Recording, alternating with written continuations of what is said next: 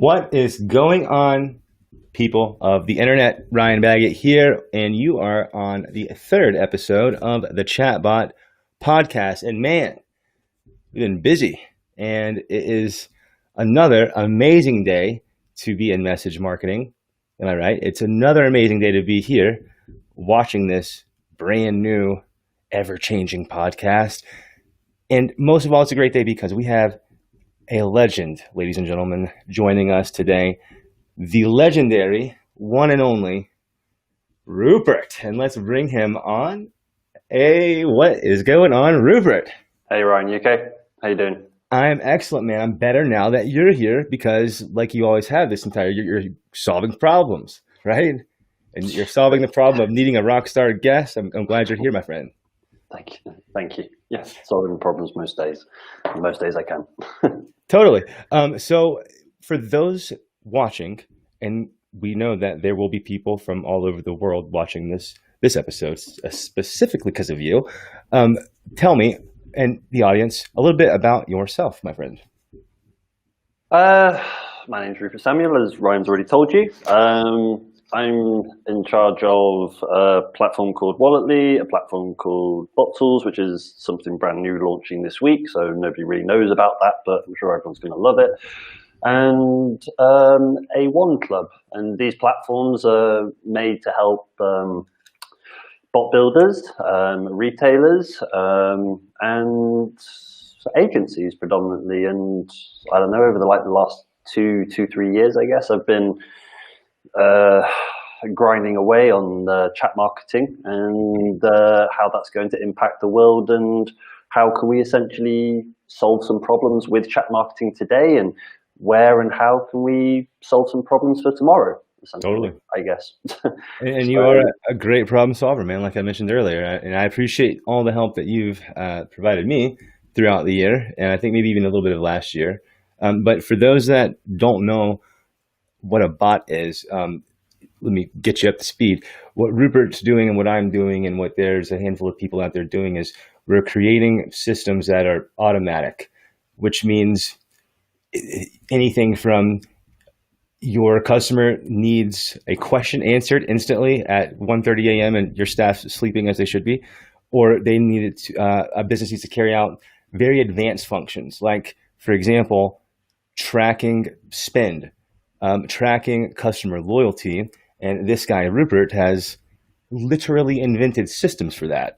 So, yeah, again, I got an award for the loyalty and affiliate system from ManyChat going back about 2 years ago when they started doing template competitions, and since then it's just been an ever evolving nightmare. In some ways, a nightmare of different systems for different types of businesses, for different types of scenarios, for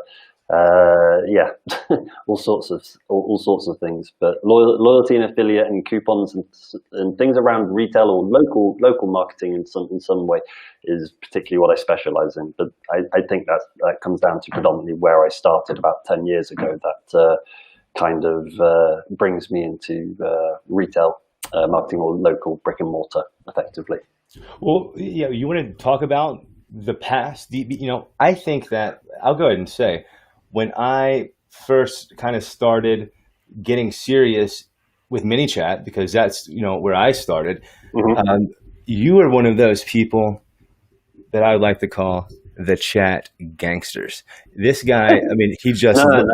Actually, I got to stop you there just in case someone hears this because it's quite funny. Chat gangsters. They're another duo. That's a guy called Jet Embrace. Jet. Oh God, if they hear me say that, they're going to get annoyed. But Misfit Media over in Los Angeles. They are the chatbot they are the chatbot gangsters. If ever anyone wants to check them out. I will check them out. Never heard of them, so I'll check them out. We did a blog, funny enough, in 2019 about them. We called them the chatbot gangsters. So, I like to refer to them as the gangsters. So let's not refer to me as that. Rupert is Rupert. How about that? He's one of those guys, though, that he seemed like he was so industry leading that maybe he was not someone that you want to just approach. That's the vibe that I got whenever I started getting into deep into these groups that I mean, there's some really talented, super smart people, far smarter than I am, people in these groups, and Rupert is at the top of the list. But the difference here is, and I complained about this for like, I don't know, I cried and complained for like 5 minutes last night at the end of the podcast, but so many people are not providing any value, and they're just trying to take. This guy's the opposite, and he will help anyone. So it's like getting help with a product or service from the president of the company, and it's a 100,000 person company, and that's what this guy does on a regular basis, no matter what time it is, right? You're famous for never sleeping, which seems to be I don't know if it's something you want to be famous for in some way, but some of the other names around the ManyChat community are just like, he's a never sleeps, is just constantly on it. But I don't know, I just kind of enjoy it. And like, I hate to, like, I remember like 3-something years ago when I was like troubleshooting like problems and stuff, and like it was bloody annoying just to try and like get someone to give you a straight freaking answer to like what the scenario is that you were trying to do. And like people spoke in different languages of like, user fields, tags and stuff like this, and sometimes, if you're not accustomed to it, it just makes no bloody sense. So yeah, I don't know, like I enjoy helping people with their stuff. I'm not very good at like making video content. Like I have video content that's out there to help on certain platforms I deal with, but a lot of the time, like a lot of the stuff that I do to help the day-to-day user is just, shoot me a Facebook message, shoot me a quick Loom video, shoot me a quick voice note, shoot me that kind of stuff. And usually I just fling you the message back that you need. And if you do need a quick Zoom to go over something, usually I'll just give you my Calendly and just fit you in what I refer to as my the hours I don't really care about. When I just don't mind helping people so much. Totally. Other people, not outside of the business I got to do day to day. Right, totally. Now, and one thing I do think is interesting is, I am on a new journey to start trying to help people, I guess. But before this year, like I wasn't really in the position to provide tutorials on how to do this or how to do that. But, over the years, I've gotten better at some of these things, and I owe a lot of my knowledge, to these YouTube influencers, like your photography influencers and the guys that are really doing it big in the creative space, right? So much knowledge on YouTube. So much. Like as a going phrase that usually I was just like, just YouTube it. Like it's usually Google it. It's like, to me now it's just usually YouTube it if you want to solve some problems. But sometimes I think it's just easy to send a voice note if someone asks you directly. So on the offside nickname, sometimes I get nicknamed like a ManyChat or Walletly helpline. Yeah, and I'm sure that, I'm surprised, if Facebook only allowed personal profiles to have their own automation in Messenger. Wow. I think that you could probably sleep a little bit like a regular person. Maybe. I could going back. I don't know with the new Facebook platforms, they've changed all of the front end of it, but I built some extensions, funny enough, to actually do some automation on my personal profile. And right. Yeah, but they bloody, it's like you can't do it. can't do exactly what you want. But I tried my best to try and do some stuff like that. But totally. Never works. So you're like me then. We've learned a lot, from YouTube, and I've watched hundreds of tutorials on this and that, how to fix this, how to do that, how to do this better, and I never gave back. Nope. And so I feel super guilty at this point because I've like got all these skills that some things I'm still better at than other things, and I don't claim to maybe be the best at necessarily some of these things I've learned from YouTube, but they've helped me get me where I am. And I've only maybe helped or contributed to maybe 2 or 3 of these influencers in some way, like financially, like buying something that they sell or sending money to say like, hey, thanks, I probably owe you this. I've done that a time or 2. But it's like now is the time. And in our space of chat marketing and message marketing, people are so stingy with what they know, aside from someone like a Kelly, a Vince, a Rupert. Like, I know those people because I see everything. And I just think there should be more of that here in this space. So hopefully if we do get some questions, I'm sure we will. It's a Maybe very you would help answer some questions for some folks today. it's a very much develop. It's very develop. It develops very fast. This space. I mean, it's very new in its own. It's very new in the lights of like looking at a lot of the other social media kind of assets you have out there in the world. But I mean, this space moves very fast, and the rules around it as well move very fast as well, because it's so brand new, and the way that the world is engaging with chat marketing and the automation of it. I mean, chat marketing or chat automations is like bloody 10, 20 years old. The first iteration of it was like MSN chat or something. I think something like that. Like I can remember using that when I was about 11 or something. That's almost like going back 20 years ago now. But it absolutely smashed it in the last 5 years. Just went off, and it all came down predominantly down to the Messenger channel. Really made it something that everyone paid attention to.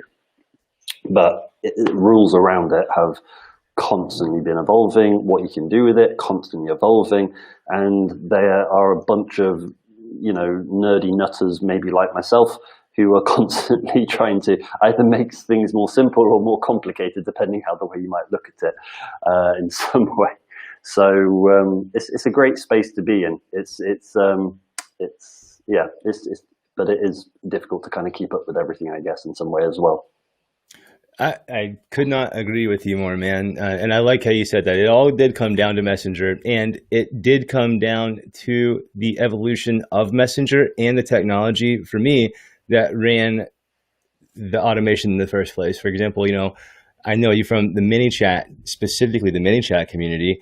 And man, there's like, back when I joined, there was like 77,000, 80,000 super smart people. And, some of those people were dealing with some pretty big names or brands, and that's coming from an agency background years ago and a consultant mindset and lifestyle for the past 10 years.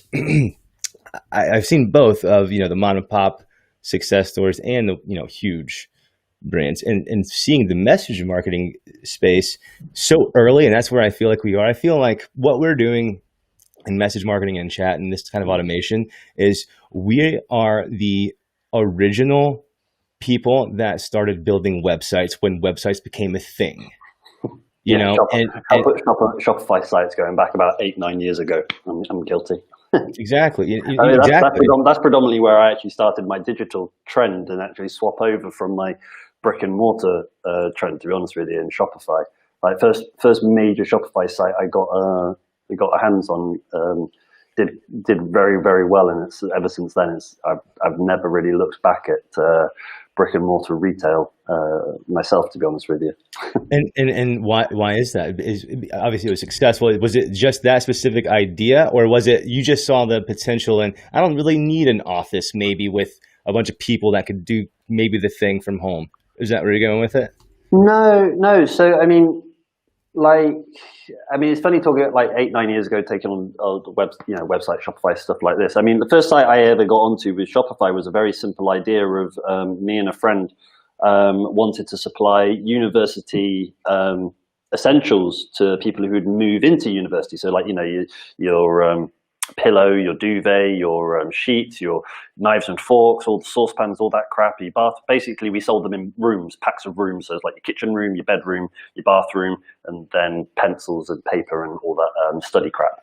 And we did pretty well. I mean, it only makes a big difference around when all the students are moving in, which is funny enough this week in the United Kingdom. And we advertised it for like 3 months. We only used groups as well. Funny enough, I never used any Facebook ads. Never used any ads. We were able to capture everybody in every university across the UK in just groups, and we did a decent 6-figure sum over 3 months. It was just on that, and ever since then, I kind of was like, right, this is definitely the direction that the rest of the world is going to be going, because before that Shopify store I was just explaining, my whole background was in brick and mortar stores. So I had before then, at a point, maybe not 8 years ago, that's longer than it should be. It's maybe about maybe 5-6 years ago, we'll go back then. But my main background has always been actually in shops and owning shops and supplying and actually creating products. I mean,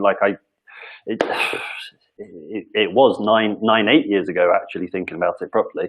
I used to fly out to Italy every other week almost, just to go and start buying and purchasing leather goods and everything that we used to sell in our shops. And I mean, like I used to do something like pop-up stores. Do you know what those are, pop-up stores? I'm sure that I know what they are. If I walk right into one, maybe explain a little bit. Yeah. A pop-up store is like, basically imagine an empty shop, and I would look at it at Christmas time. The landlord essentially isn't collecting rent, so I'd say, look, I'll give you a cheap rent, and I'll take it off your hands for 2 months or something, just in the Christmas period. Totally. I know where you're going. Halloween, same thing. Halloween is common. We don't get that so much in the UK. I know Halloween is like mad in America. You guys don't do Halloween? What do you mean? Not as much as you get. Like I've lived kind of in America, like on and off throughout my life. Yeah. And like America, like you guys just go all in, like just crazy. Like the amount of stuff you guys do for Halloween. Us lot over here in the UK, a little bit more reserved. We'll go with. Don't go too crazy into it, to be honest with you. The amount of decorations you guys put outside your house for bloody Halloween is ridiculous. Nobody in the UK does that. Like, you're lucky if you just get one pumpkin, and that's about it. One pumpkin, one candle, and there you go. that is the equivalent of Scrooge for sure. In here in America, you have to go do something on Halloween, and if not, you better leave a bunch of candy, or your house is getting egged. I can. Well, we just don't. As a nation, I'll be honest with you, we just don't do it. If you visit the UK, I'll send you. You're kind of respectful out there, right? I'll send you photos and show you what it's like. It's just nothing like what it is in America. I know you go down you go down any street in America, and everybody's got loads of gear outside their house. But here, nothing. Nothing. Like 1% in comparison to what you guys do. Well, to be honest with you, I don't know, how much Halloween stuff's gonna continue to go on, or all the fun pranks we used to get away with as kids. Like, I don't know how that's gonna happen, because people are just getting so emotional out in America. They need to. I don't know. We won't go there. We're gonna keep it straight. Because, it is amazing to me. I'm gonna get a close up at this point. It is amazing to me, by being in this industry of digital marketing, I have been so lucky to meet people just like Mr. Rupert here. I've been lucky enough to meet some of my heroes, and I've been lucky enough to really make a difference for a lot of the clients that I've worked with over these past 10 plus years. And I'll tell you what, some of my favorite parts of the business are the people like Rupert that I meet, and the clients really truly becoming friends. And I get to talk to this guy all day long. Yeah, we could talk all day. I mean, there's been a few times we just cracked on for a fair few hours on the phone, to be honest with you. Right. I do want to mention, you have a really big announcement coming up, and I know, and I gave out some hints. I know there might be some swag going out some next week. So why don't you tell some people what you got cooking, man? Let me just finish off what I was telling you. Totally, go for it. Stuff, because it's an interesting revelation to myself afterwards. So I used to do a lot of pop-up stores going across the UK in like multiple different cities, all of them running at the same time. Had a lot of staff, had the overheads. I mean, like some of the shops we used to take on were like 10,000 square foot, costing us like nearly $5,000 a week in rent alone. Okay, and then you got all the staff and electricity and all the other crap that goes on top of it. And I mean, we did a big trade. Like there were like single days of the week on like a Saturday or something. Some of these stores we'd be turning over like in dollar terms. Well, back then and back now, anything between $15,000 and $20,000 a day, kind of thing in these shops. And it's all brilliant and everything. But as soon as you kind of realize that I don't need to spend rent. I don't need to have loads of staff. I don't even need to like have as much stock and as much selection. I can essentially focus on what it is because I can portray it through my websites. It became a bit of an idea of thinking, why and how is this retail market going to actually continue? And that was when I decided, right, we're going to go completely digital. And I left that entire business, and like, that was a 50-50 me and my dad thing going back all the way back then. So my dad then just took on the entire thing to himself. And the funny thing is that's going back roughly 7-8 years ago. I left the digital space. I left the retail space around 5-6 years ago. And it's quite funny that obviously me and Dad talk all the time. And it was last week, the estate agents, I mean, in Bath, and especially because that's where I live, with the coronavirus and everything, the amount of stores closing down is ridiculous. I mean, I count them. I literally walk up and down my high street once or twice a month, and I count how many stores are going vacant. And one thing I said to myself, back in March when Corona kind of hit, I was like, the only big thing I swear down this year for retail is going to be Christmas, and everything else in the middle is just going to be completely wasted. And I don't even think Christmas is even going to pull it back for the retailers anymore, because even our government's like closing down certain like fun fair things that happen at Christmas that bring the extra trade to the cities and things. And it was quite funny. My dad got a phone call from an estate agent I haven't heard from in a long time. He's like, "Hey, I've got a shop for you." I was like, "Yeah, you've got like half the city's you've got half the city's shops to be able to give to people like what we used to do. Like we were very, very easy, pay for the whole thing up front, move into the store, bang, trading within 48 hours or something like this." And it came to the revelation that because the certain circumstances of right now, all of the trade that we do, was my family trade with supplying product and doing retail stores themselves. It completely kind of buggered up a bit of our business, really, in that kind of sense. So my dad had no choice really but to say, "Hey, look, we have to go digital, and we're going to have to start putting all of our stuff out to the public and sell direct to consumers instead of selling to shops now." And I won't say the number, but I mean, like in the last 6 months, done a decent 7-figure number solely on running Facebook ads and all of the other kind of marketing strategies that come into it, and I've been a part of running over it. The interesting thing was, my dad got that phone call, like I said, from the estate agent, and the guy goes, "Yeah, it's $3,000 a week for this shop." Okay, and dad walks out of it, and he phones me straight away, and he goes, "I would rather spend $3,000 a week on Facebook ads than have another fucking shop to bloody deal with." And that became a bit of a thing to me, that even a like my dad is super old school, is the only way I can particularly describe it. But with these current times, and I saw it like 5-6 years ago, that this whole thing is going to kind of like leave from it, and retailers that are currently dealing with brick and mortar stores are going to have to start looking into digital ways to deal with and talk to and handle their customers. And as soon as chat marketing came to fruition, realistically for me, I knew that this is going to be ultimately the future for so many different types of business, let alone the brick and mortar kind of stuff. And yeah, that's kind of like how I got into this kind of stuff. But ultimately, it's what drives me, I guess, a little bit, and it's the interesting thing I find about the world currently moving, especially on the brick and mortar type businesses a lot of us deal with on day to day. Totally, that makes sense to me. So now you got to drop the bomb and let us know, what are we supposed to be looking forward to next week, man? You gotta do it. You gotta. Well, there's a few fun things to look forward to. So yeah, one thing is I'm going to be giving away a ManyChat Conversations ticket. Okay, so that's like $180 little freebie if you come and watch the live.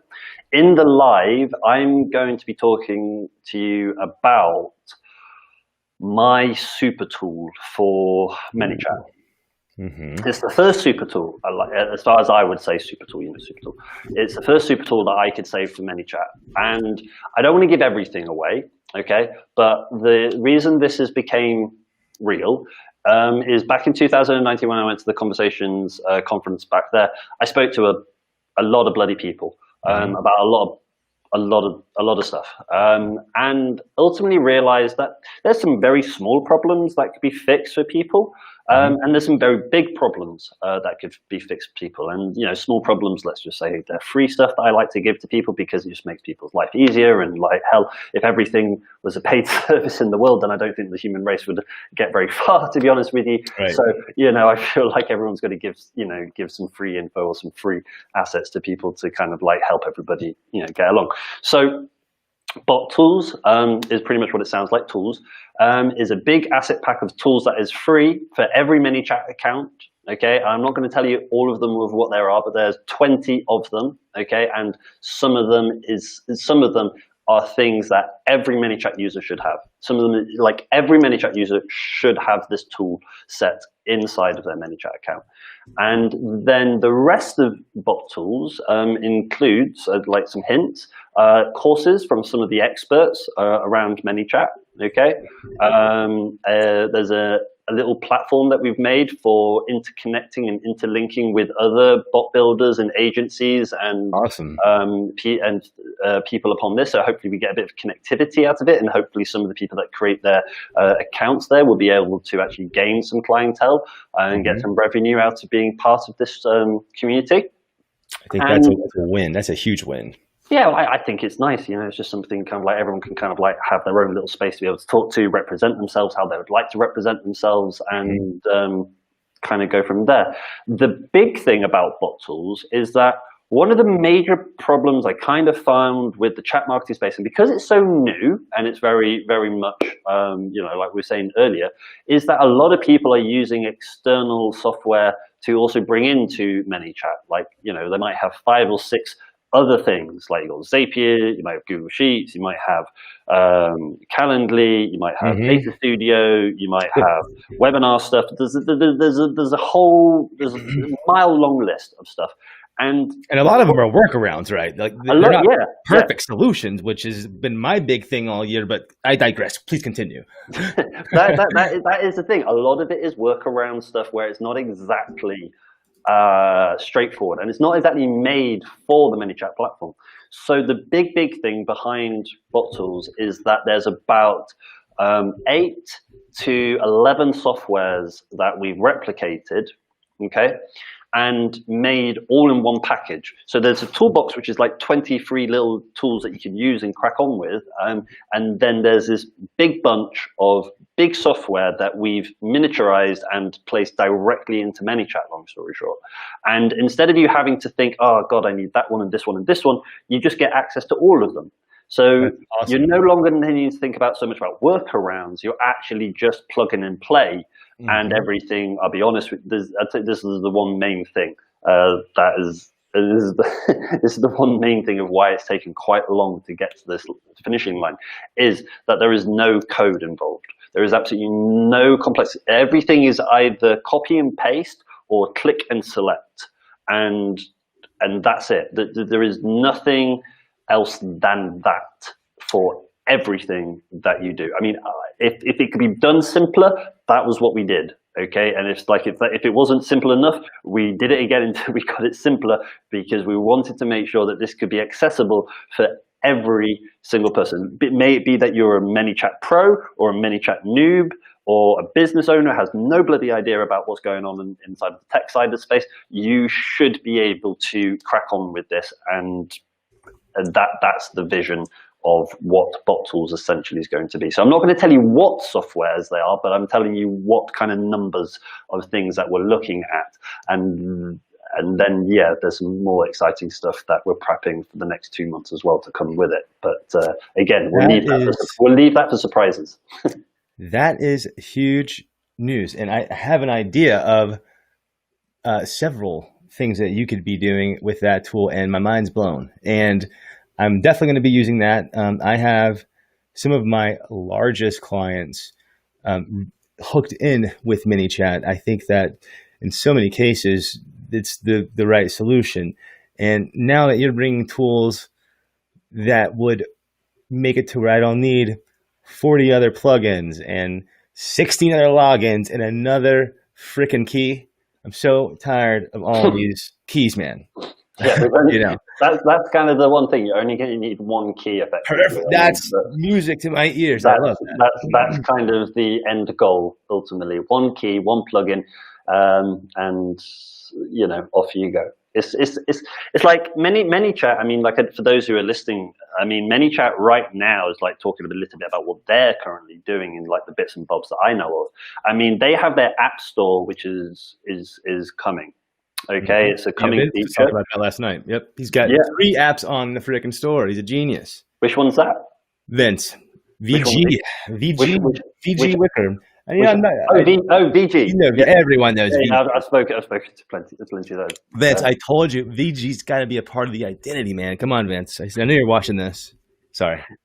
I Have don't, take the floor. what apps has he got going? I haven't heard from him for a little bit, to be fair. Yeah, he's been grinding, man. That's all he does. But he said last night he said he has 3 apps on the store, and so we'll have to. I'm sure, hey Vince, if you are there, I know that he was up late last night on doing some silly podcast, and he had to be up really early. But he will see this if he doesn't already. Do I have anything in the chat? I can't tell. I'm gonna chase him up after this now. I'll be like, bro, what's your bloody apps you cracking on with? Yeah, man. And that means you, Rupert, need to go back and watch the show, man. I'm pretty sure every single show thus far, we've given a shout out to you, obviously Queen Kelly from Baggott Bot, and if I haven't already, this might be the last time I do it because I think I'm rocking it now. But I cannot stop thanking Stephanie Liu for the hookup with this live studio deal here. I think I finally get the hang of it a little bit. It's a nice system. I like the little countdown thing that came in at the start. It looks very smart, to be honest with you. I personally use OBS and my bloody little touch buttons and everything because I'm a little bit anal like that, I guess. But it's a nice system. I'll tell you that. Yeah, OBS is far beyond me. I understand how to layer things a little bit, but the OBS is not for me. My friend Jacob is trying to get me on that stuff, but man, just like it was back in the day when just like you mentioned, people said, "Oh, you just need a custom field that delivers this information to this API," and I just learned how to make a flow. So I'm like, huh? Don't worry about that. Yeah, but that's why we have people like you, and you understand the people like me, and that's why there are now problems solved from software and things that you're building. Well, I mean, like if you don't like things like OBS, the software side of it, be live restream. There's loads of different things that help you go live and stuff. But it depends on ultimately what your end goal is with going lives and podcasts and all these kind of things. I mean, I only do Facebook Live. I only do Facebook Lives myself. I don't venture into anything else. And I literally keep 5 buttons, 5 presets, and then I'm done. I don't go into anything else more complicated than that. But I like my OBS way. But the ManyChat app thing is the interesting thing before I was trying to tell you about, like VJ, he got his 3. And this is the interesting thing, like VJ, even with his 3, and like even other people, there's people like Paul DeLong, he's got like at least 4 or 5 now, I think, out there. And like I've got 1 out in public and I've got 3 in development.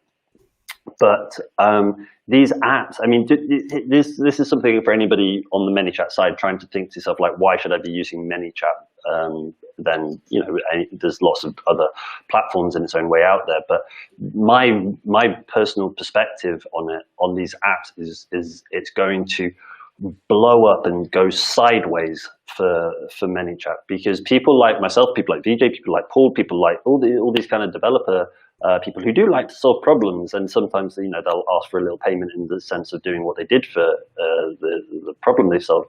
But people just having access to build apps. I mean, it's like the Shopify store. I remember the Shopify store going back 5-6 years ago when I first started on Shopify, there was barely any apps. Okay, there was like a handful for a few situations. And I promise you, in like a year's time from now, like 2021's Conversations Conference for ManyChat, I am more than sure there will be a 4-figure amount of apps on their app store. And for every type of situation you're going to think of in any kind of scenario inside of chat marketing, SMS or email or anything upon this nature, there is going to be thousands of developers behind ManyChat adding all the extras that are, that maybe let's not say that extra mile outside of the chat marketing space, but kind of like those extra 10 miles outside of the chat marketing space. So anything and everything should be covered, because it's got a whole massive community behind it, actually developing on top of the product that's already been super successful. So this is like a big thing really to me, and to be able to have like a giant toolbox to go alongside of it is just going to, it's just going to really complete the whole thing, I feel, in the next year, to be honest with you. The only other thing that'd be more interesting coming to the ManyChat space or the chat marketing space is going to be the extra channels. Like, we've all predicted that Instagram DMs are going to be with us this year. I don't know if they are. I can't say anything as if I know anything. But the prediction is that we'll have it by the end of this year. If not, we should really have it already. So I think we'll hear about that very soon, along with other channels like WeChat and Viber and other scenarios like this. And so that's why I believe the App Store and like these toolboxes of everything around them, and ManyChat space, as long as more channels are provided, the same tools are going to work for multiple channels, all provided inside of one space. Yeah. I've been telling my clients the same thing all year, that because the smart clients that I've acquired this year, the smart ones don't ask any questions. They just trust me. No, I'm just kidding. They actually ask questions like, okay, well, Facebook's great. What about Instagram? What about Twitter? What about Pinterest? What about LinkedIn? What about people that don't have Facebook? Right. And luckily, because I'm a slick talker and smooth talker, no, I'm just kidding.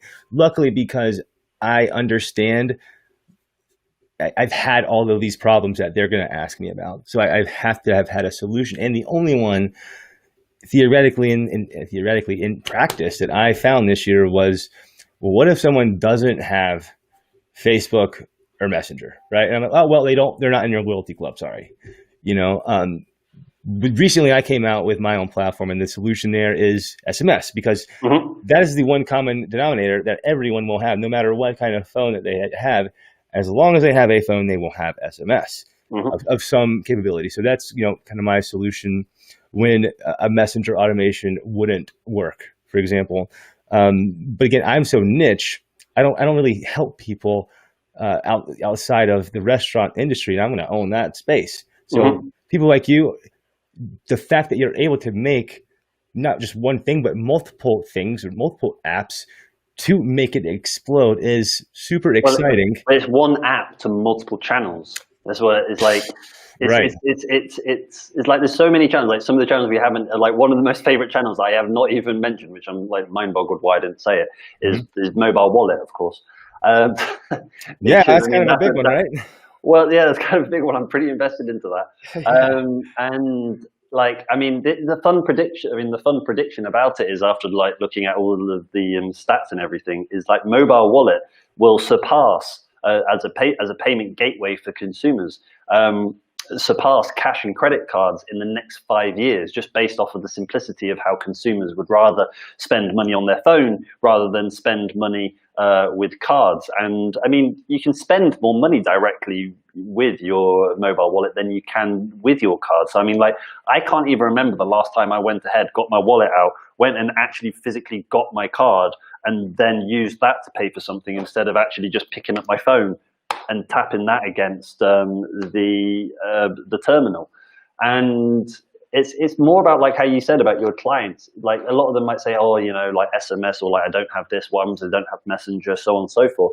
It's more about really getting in early and actually taking advantage of trying to collect an audience of consumers that you're not going to communicate with them via just one channel, because some consumers don't want to be contacted in particular channels. It's like, if you want to talk to me, anybody who knows me, message me on Messenger.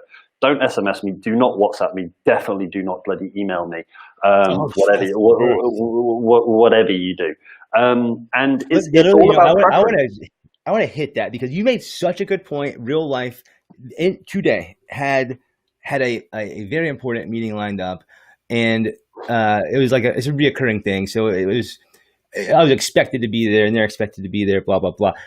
Get there, and no one's there. I'm like, all right, what happened? These guys are the top. They're the best. They would tell me. And what happened? Email failed. Whether it was a typo on their part, on, whatever the reason, failed. And so that's solved with an instant message of some sort. And so I'm telling you, I think people that have any hesitation against anything that we touch as far as automation goes, I don't know about that. I think the chatbot word scares people sometimes that don't know. And that's why you're so smart. You don't deal with those people. You deal with the people like, right. I had the job to explain the crazy stuff that you make. I have the tough job of explaining that to people, if they want to know. But in general, like, it's what I do is so basic and easy. There's not too much to explain, and it's because of people like you who've shown me a way to do it this way. Oh, I don't have to make 18 different flows. I can do it this way. Or, Yeah. you know what I mean? Like you're just a problem solver, bro. Simplify your life, automate your life. I think that's really what it's going down to. And I'm grateful to I mean, A, know you, but B, that you're doing what you're doing. you like an interesting tip I'd love to tell the listeners and viewers here. But like you said, I mean, I don't do a lot of client work. I'll be honest with you. I actually push a lot of anybody who asks me for client work, or any agencies who ask me to help them with this, that, and the other. If they physically want me to do the stuff, I will pass it on to one of the agencies I know very well, who I know who's going to be able to do the job. And I mean, there's plenty of different agencies I pass these jobs on to.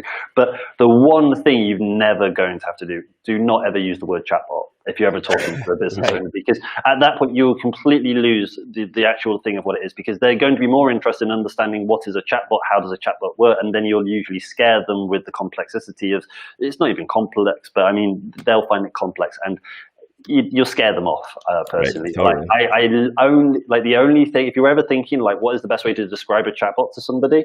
Well, ultimately, a chatbot isn't ever something I would ever say is something that someone needs, more than they're looking to usually make more revenue, find more leads, or be more brand awareness for whatever it is, or they're trying to cut their expenses down on customer support or something upon that nature. And that's the one thing you only ever want to talk about. You never ever want to talk about how you're doing it through a chatbot, through SMS, through this, through that, whatever it is. You only really want to talk about the results you're going to put it into a client. Myself, don't use the word chatbot. It will confuse people. It will not let you get that client. I promise you that. It will. I think totally. Unless it's a very specific circumstance, it'll hurt you more than help you every single time. Yeah. I mean, some firms do have their own marketing firm internally. So I mean, those ones kind of like, yeah, we'll set those to the side. But vast majority, I mean, yeah, sometimes you might not even want to tell them, but either way. Totally. I think that the industry itself is probably the nichiest of the niches in digital marketing, which is a niche in of itself, right? I love it. I think it totally is the future. I love how dynamic it is. It's much more dynamic than other forms of just singular channels, but omni-channel, the way to go. I just love all of the if-then statements that there are. And I know that your brain explodes like mine when you discover something new.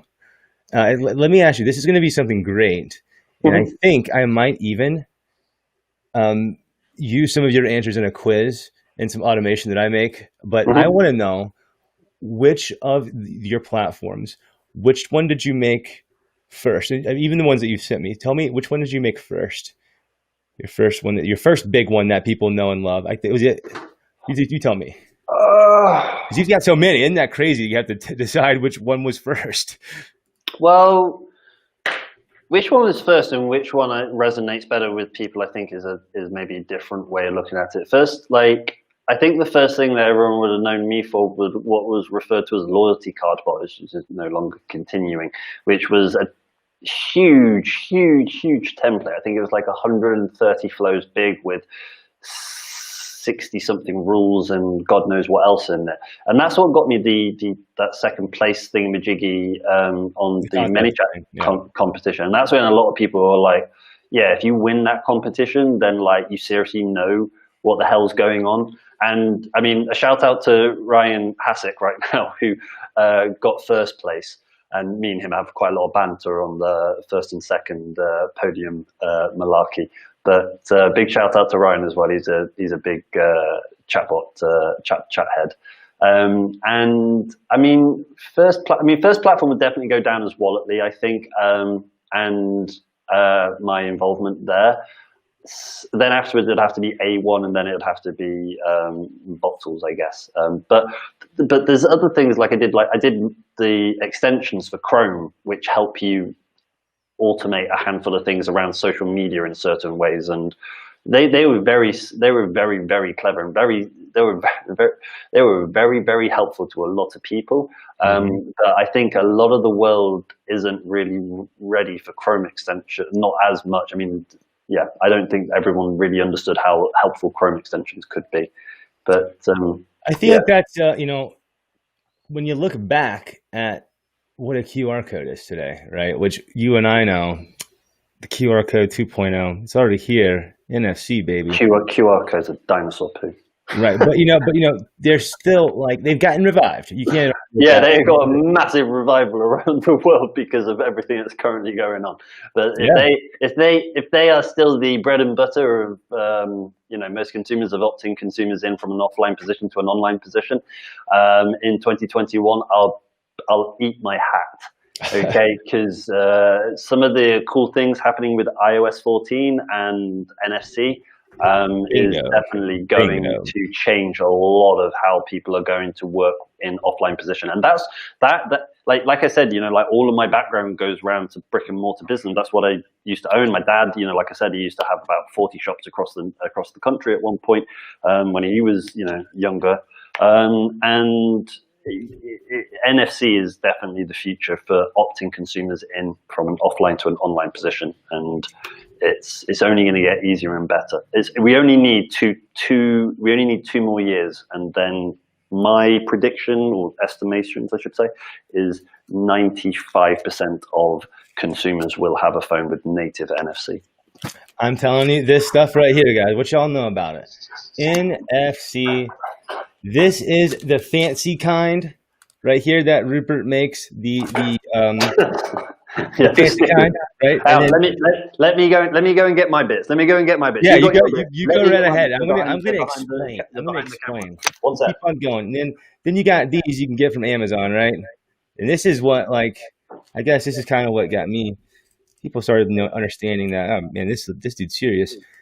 I've been putting these things everywhere all year, and they do all different things. Either the same stickers, same functionality as I think QR code, but sticker form. Work with Rupert's A1 no matter what stickers you get. This is what you guys are gonna want. You remember seeing this right here. You're gonna remember seeing this. Everyone watching, all the people, you're gonna remember seeing this and be like, man, Ryan and Rupert were right. Take it away, dude. Stickers, like we said, stickers are the easiest and best thing. These things make your life very easy, and like the little circle ones Ryan was showing you as well. Now the stickers are super great. You can put them into table talkers like that. Like these are little samples that I show clients, a few restaurant clients that pop up every so often here and there. It's always nice to be able to give them an option. Like all the different sizes you can do in any kind of different way to any different position. What else is there? There's the NFC cards. You can get these all custom printed, different colors, different things like this. And I mean, you can see it with my phone, just to kind of see how easy these bloody things are. But instead of asking people to get your phone out, look, my phone's in an off position, it's not even on, okay?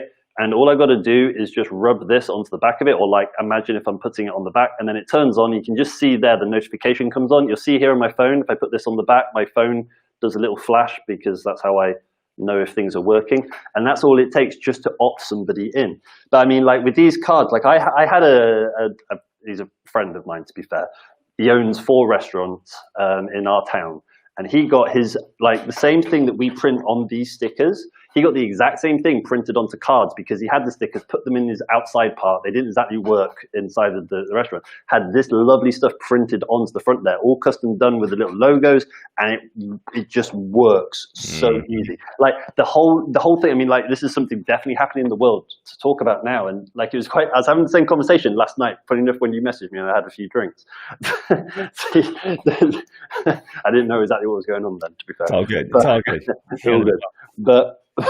But there's a lot of people over here in the UK that are actually getting fined for not doing the track and trace for the situation of when you let your customers in. I don't know if the same situation's happening in the USA, to be honest with you, but with the way that you can do this, how many people have been to your venue, how many people have tapped, how many people have scanned. You get that information, and to kind of get around the government to actually prove that you're doing the right thing.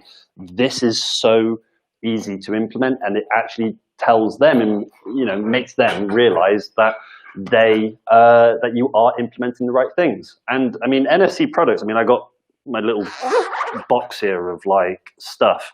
So I mean, I, like, I walk into meetings, bro, literally with a bag of tricks. I keep it. I don't have it up here. I have a bag of tricks, and so many of them are pre-programmed to do something. And then like I'm just like tap your phone, and they're like, huh? yeah, You but tap your phone, and then they see it. Like, I didn't. How? But how? And then they're like, oh, this is so cool. And man, I've been lucky enough because I have this stuff in enough places. Luckily, I'm fortunate enough. I've I've installed the stuff, but I've put a sticker down there on the table and finished the rest of the table. I'm turning around. There's customers. They're tapping the thing, smiling, laughing at my gifts, right? Laughing at my messaging or purchasing thing, and it's just so cool to actually see something that the guest or the customer just has no idea they're gonna see, that they don't expect that it's an instant brand piece. It's instant brand and customer journey that you control, and to see the smiles of the customers' faces. So I have my clients, but to see their customers smile, that's the reward, man. That I love restaurants for that reason. well, at the moment, I find like a lot of I mean, this is the funny thing. A lot of consumers don't realize that NFC has been realistically in phones for Forever. It's seven the or iPhone 6. 7 or 8 years. Okay? Mm-hmm. Like a good 8 years at least on the majority of phones. And I mean, here I just finished off the last few products: key rings, magnets, lanyards. I mean, you name it, t-shirts, hats. I've seen so many different products with NFC inside of it. I mean, the NBA and BMW. All right, NBA now place NFC tags inside of the jerseys at the bottom of them, and they allow it so that you can take your phone, rub it on your jersey, and then it will take you to the NBA app to then watch the game. Okay, and BMW do NFC now to unlock your car. Like, they don't want key rings anymore. They're like, screw that. Everyone's got a phone. Tap, bang, in the car, off you go. And that's the easy thing about it. But here's the cool thing. NFC been around 7 or 8 years, right? iPhones have only natively taken on NFC in the last two years. Okay, since the iPhone XR. And the interesting thing is, so all the phones before the iPhone XR, which is like the iPhone X and everything below that, they don't have NFC. They have to either use a QR code, to be honest with you. But iOS 14, and I predicted this for iOS 13. I was ranting and raving, going mad about it, to be honest with you. I was putting my predictions, stack them high. I thought all the phones were going to get native NFC. Only realizing they can't. iOS 14 is coming out somewhere in the next like couple of days or whatever, or month or so. And I've already had the beta test of it. Now, all the phones who don't have native NFC, like I said to you, the iPhone XR and above, all native. All the phones below, not native. Okay? All the way down to iPhone 6. All the way down to iPhone 6. Now, most iPhones, like if you can see here on my phone, let's just put the brightest down, easier. You can see that, you know how you got the little quick buttons to go to, like you got the QR code one just here, right? There is now an NFC one. Okay, so you're only going to have to tap onto that quick button here, and then bang, all the phones that didn't have native NFC don't still have native, but they have a quick button to get right into it. So every consumer now has NFC access to any product, okay? And that is a huge movement for consumers to actually opt in from an offline to an online position. And it's something I am really excited for, because it's only the average iPhone user, because they're the ones that are currently missing out compared to Android users, to point out to the viewers as well, is that the average iPhone user upgrade. I mean, I do all these statistics because I don't know. I have no social life. Yeah, you are that guy. This is your thing. You have to know, and I like to know. I look too, right? But you have to. The average iPhone user updates their iPhone every 4 years, and we've had 2 years worth of natives. That means we've got about 2 years left till the average iPhone user will have a native NFC as accessible. So they only have to, like I showed you earlier, just rub their phone onto an NFC item, and then it's instant access. They don't have to pull down and ask for the QR code reader, like the NFC reader application, like I was describing to you earlier. So it's going to be a very exciting movement over the next 2 years, where that technology goes and how business owners start to actually use it. And I think all the business owners in this year, particularly 2020, have realized QR codes, another version of it, are essential to your business. They're essential, and NFC will become the same thing as well. Anyway, that's my rant of NFC over. Unless you've got any more Q&As, because I could talk about that subject for a long time, to be honest. I think that is really breaking it down for a lot of people. And I get asked about NFC and about, that's literally what Tap the Table is about, the NFC aspect of what, digital message marketing can be and all the functionalities behind it. With one tap of the table, sure, you can view a menu. Great. Sure, you can order food if the restaurant, venue wants you to. But the things that get me excited are when you care from a tap of the table. You're getting email, maybe. You're getting the ability to text them. You're getting the ability to offer them something to come back whenever you decide. It's one tap. You got a conversation with your customer that never ends. That to me, so genius. And only NFC would make it cool. Because as soon as it's like, really, go to www. or just visit the app store and download our app. And no, stop. Just tap your phone. Boom, done. Easy. That's the stuff, that's the stuff. Yeah. I mean, our world, things like Amazon, things like Uber, things that have exploded, has all came down to one particular word. And I'll give you a guess what the word is. Like the word that I use. What's the word? What's the word you think, Ryan? I'm going to give you a guess. Man, you tell me. Tell me. It's convenient. Stop it. Look, bro, get out of here. Look, I wrote it. Boom. I swear. Boom. There. In there for the win. It's all about convenience. And if your consumer doesn't 100%. Need to even open an app, they don't even need to open their phone, they don't even need to do anything, they just say, that's all it is. And the iPhone, for instance, as well, has got the same thing for wallet. You just double click on the side button and bang, there's your wallet. Bang, there's all my coupons. Bang, there's my loyalty cards. Bang, there's my payment cards, everything. Tap, bang, use my coupon. Tap, bang, use my card. Tap, bang, opt into something. Tap, bang, everything in the next 5 years will be tap, bang. maybe not that expression, but that's my way of saying it. You nailed it. It's convenient that drives it. It's simplistic. Less is more. That is my approach on so many things. Less is more. It's got to be easy. It's got to be idiot proof. And that's like literally my philosophy with most things that I do. And that's why I always bring it back to, you're way smarter than me, man. I solve basic problems. I build basic automations, but the problems that I solve are big. I do like that quote, Kelly. Thanks for telling me I should keep that as a quote. Basic bots solve big problems. That's what I do with everything. I find the shortest way to A to B. My funnels, the shortest funnels of all time, right? And it's all about less is more. And I think if you adopt that strategy, not you, but people listening, listen to people like him and I. We are helping you. Keep it simple. When you have to debate, do I want to have this extra cool step for the user because it's extra and it's cool? No. Make it easy, make it fast, make it simple. Make it convenient.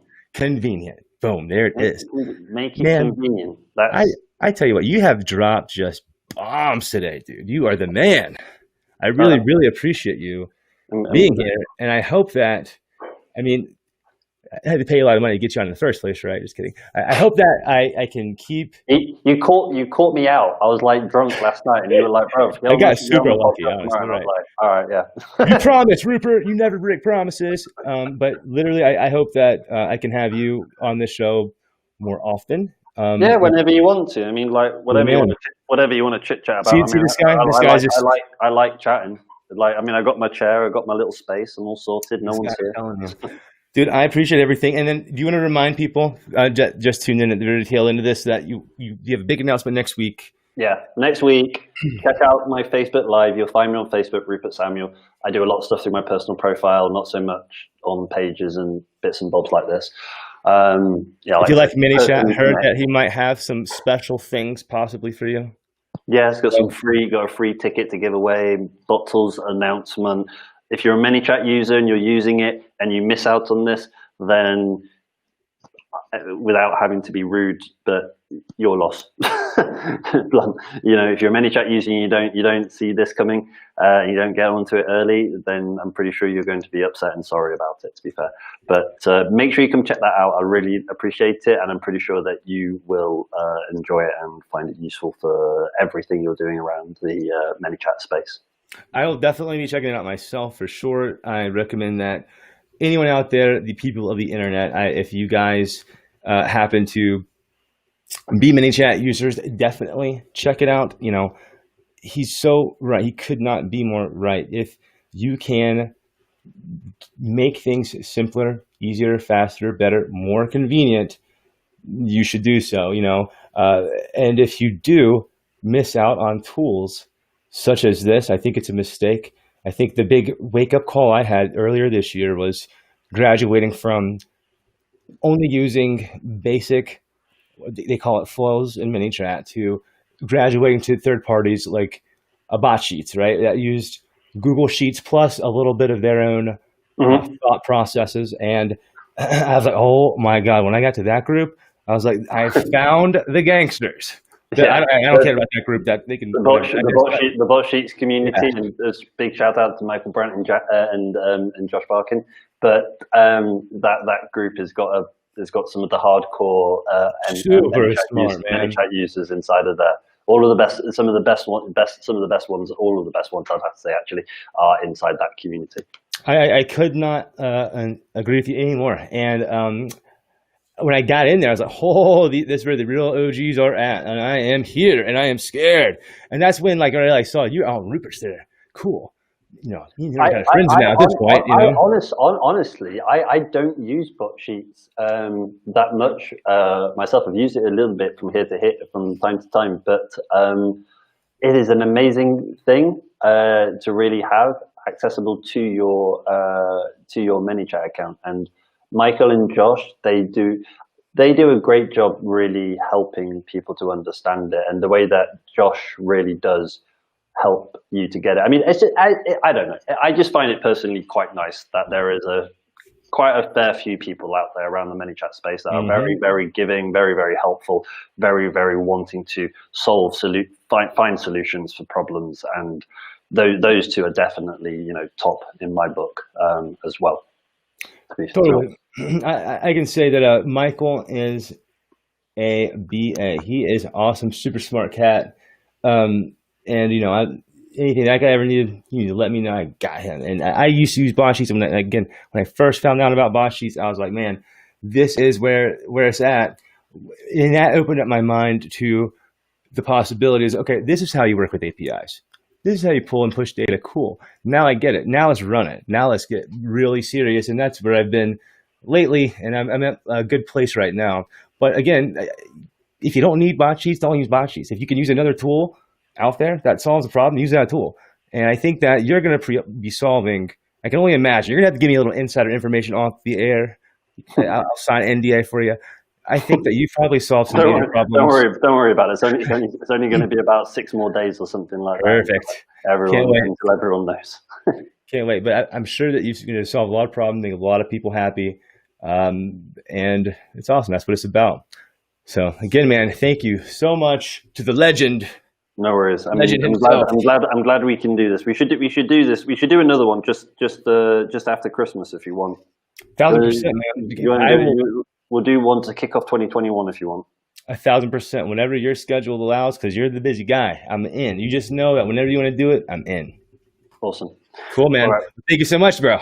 Well, nice talking to you, and it's nice to everybody who's listening or listened. Nice to have you here for today, and I'll see you all another time next year, I guess. So bye. All right. And guys, I want to encourage you to check out all of the businesses and platforms that Rupert has his hands in, A1, and it's what I really like, and all these other deals he has going on. He's a superstar, and I think that he'll have no problem ever helping any of you that need it. He will be able to help you with more advanced automation and bot features likely than myself, although I'll try. If I do see your message, I promise I'll try. But those guys, like I mentioned in those other groups, super, super smart people. I want to thank all of you for watching the third episode of the official ChatBot Podcast. I'll be loading this episode onto the website. There will be more content on the website coming soon. And I do want to mention, I've been thinking that I want to sponsor a bot building contest, seeing as how I am more focused on my own platform, my own subscribers at this point. I kind of miss the building aspect and seeing and doing and putting together all the internals. So instead of me building one, I thought, what if I was able to see all the fun things?